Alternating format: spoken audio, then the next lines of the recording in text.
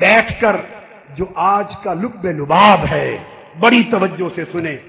جس طرح اس نے ہر مرحلے میں اولیت دی تو جب ولادت کا فیصلہ کیا تو دن بھی منتخب کیا پیر اور تاریخ منتخب کی 12 ربیع الاول. اور آقا علیہ السلام کی ذات میں 4 وقت آئے خاص. آپ کی حیات میں کتنے وقت آئے؟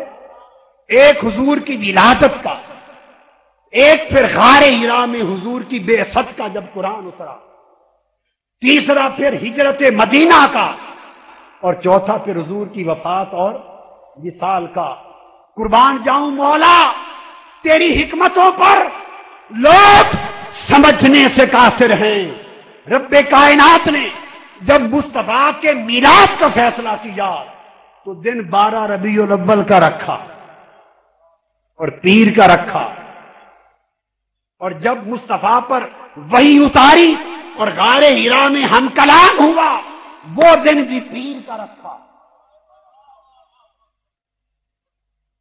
جب مصطفیٰ نے ہجرت کی اور مدینہ داخل ہوئے تو مدینہ میں داخل ہونے کے دن بھی پیر کا 12 ربیع الاول کی تاریخ ہے. میلاد بھی 12 ربیع الاول اور پیر کا دن، اور مدینے میں داخلہ آمد مدینہ بھی پیر کا دن اور 12 ربیع الاول. اور 63 برس کے بعد جب وصال کا وقت آیا، وصال کے وقت کے لیے بھی پیر کا دن اور 12 ربیع الاول. میں اپنی گفتگو کے آخر پر، اور گفتگو اپنے عروج پر ہے، توجہ طلب ہے، آپ کے ذہنوں سے سوال کرتا ہوں، کیا یہ سب کچھ ایک اتفاقی امر تھا؟ یہ سب اتفاقات ہو گئے؟ اتفاقاً 12 ربیع الاول کو پیدا ہوئے، اتفاقاً 12 پیری کے دن اور اس تاریخ کو ہجرت مدینہ 12 ربیع الاول کو ہوئی، اور کیا اتفاقاً وصال بھی 12 ربیع الاول وہی پیر کا دن؟ ایک ہی دن اور ایک ہی مہینہ اور ایک ہی تاریخ. اس سے آگے بتا دوں، جب مدینہ پہنچے امام بخاری صحیح بخاری میں لکھتے ہیں پیر کا دن 12 ربیع الاول تھا، دن طلوع ہو چکا تھا. اور امام مسلم روایت کرتے ہیں دن چڑھا نہیں تھا، ابھی رات ختم ہو رہی تھی. میں نے اس پر شرح لکھی اپنی کتاب میں. میں بخاری اور مسلم کی روایتوں کو جمع کرتا ہوں. امام بخاری نے کہا، امام اسقلانی نے کہا، امام سہیلی نے کہا، حافظ ابن کثیر نے کہا، علامہ ابن القیم نے کہا، ابن رجب حنبلی نے کہا، امام قسطلانی نے کہا، امام عینی نے کہا، ہر ایک نے اتفاق کیا کہ بل مجتمع علیہ، یہ متفق علیہ ایک بات ہے کہ جب مدینہ میں آئے 12 ربیع الاول کا دن اور پیر کی تاریخ اور پیر کا دن تھا. اب سوال ہوا، امام بخاری نے کہا 12 ربیع الاول کا دن تھا، امام مسلم نے کہا رات گزر رہی تھی، دن چڑھ رہا تھا. میں نے دونوں روایتوں کو جمع کر دیا. حق یہ ہے کہ نہ رات رہی تھی نہ دن آیا تھا. 11-12 کی درمیانی رات جس وقت ہم بیٹھے ہیں یہ رات جا رہی تھی، 12 ربیع الاول کا دن آ رہا تھا. یہ وقت اس لیے جمع کیا کہ جب مصطفیٰ کا نور آمنہ کی گود میں آیا رات جا رہی تھی، 12 کا دن آ رہا تھا. مہینہ بھی وہی تھا، تاریخ بھی وہی تھی، دن بھی وہی تھا، وقت بھی وہی تھا، وقت بھی وہی تھا. اور جب وصال ہوا پھر وہی دن پیر کا اور وہی رات 12 ربیع الاول کا دن. سوال پیدا ہوتا ہے یہ اتفاق کیوں؟ رب کائنات کو معلوم تھا میرے محبوب کی امت میں 2 طرح کے ذوق کے لوگ ہوں گے، 2 قسموں کے ذوق کے لوگ ہوں گے. ہر کوئی اپنے اپنے طریق پر محبوب سے محبت کرتا ہوگا، علمی اختلاف ہوگا. یہ میں اب اپنی ایک وجدانی توضیحی بات کہہ رہا ہوں، تطبیقی بات کہہ رہا ہوں. ولادت اور آمد مدینہ کو اس طریقے ایک دن، ایک تاریخ، ایک وقت میں جمع کیا. اس لیے کہ جب حضور مدینہ آئے، مدینے کی عورتیں چھتوں پر چڑھ گئی، بچے گلیوں میں آ گئے، جوان باہر نکل آئے۔ اٹھائیے صحیح بخاری باب مکتب النبی اور اٹھائیے صحیح مسلم باب الہجرت مدینہ، بخاری اور مسلم چھتوں پر چڑھ گئے، گلیاں بھر گئی، شہر مدینہ لوگوں سے بھر گیا۔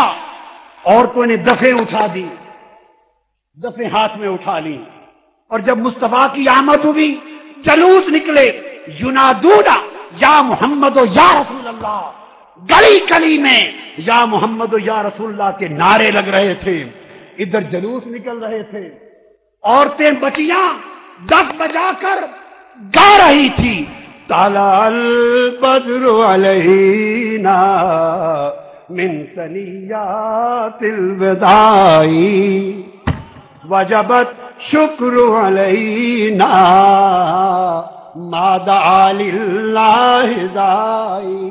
ہر طرف نغموں کی آواز آ رہی تھی، گونج تھی، دفیں بج رہی تھی، ارے آگے چلو۔ عورتوں نے دف بجائی، آمد مصطفیٰ پہ ترانے گائے، صحابہ گلیوں میں جلوس لے کے نکلے، اور حبشی صحابہ آ گئے۔ ابو داؤد شریف اٹھائیے، امام اسقلانی کی فتح الباری اٹھائیے، صحابہ حبشہ سے آ گئے، انہوں نے دف اٹھا لیے اور آمد مصطفیٰ پہ خدا کی قسم ناچنے لگ گئے، رقص کرنے لگ گئے۔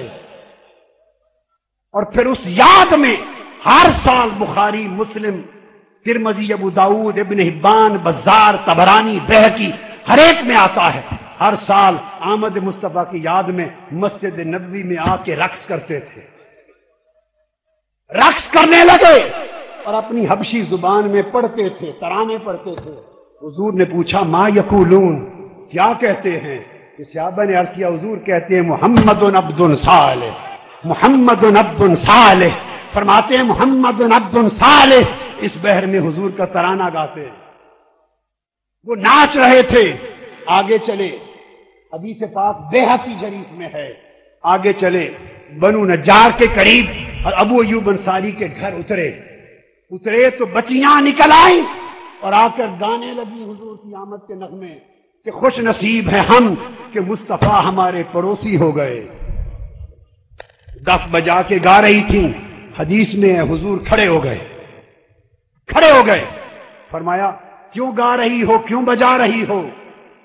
انہوں نے کہا خدا کی قسم حضور ہم آپ سے محبت کرتی ہیں، اللہ کی عزت کی قسم تاجدار کائنات نے حدیث میں ہے جواب دیا کہ اللہ گواہ ہے تم مجھ سے محبت کر کے یہ گا رہی ہو، گاتی پھرتی ہو، میرا دل، محمد کا دل تم سے محبت کرتا ہے۔